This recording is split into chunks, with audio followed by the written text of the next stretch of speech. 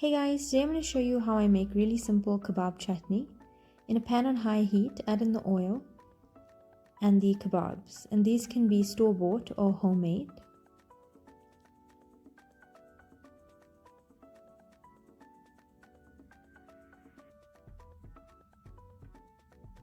Mix them around and allow them to cook covered, stirring occasionally till they turn a light golden brown color.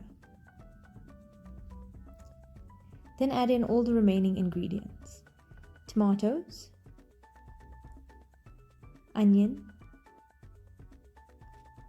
chillies, curry leaf, ginger and garlic paste, sugar, a piece of green pepper chopped into small pieces, masala, some black pepper, ground cumin, and salt. Mix everything together well and allow it to cook covered on medium-low.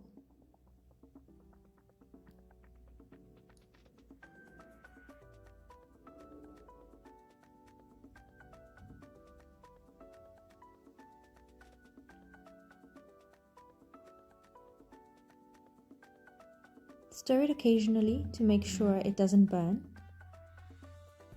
You want to keep cooking it till the tomato reduces and the sauce thickens, like so.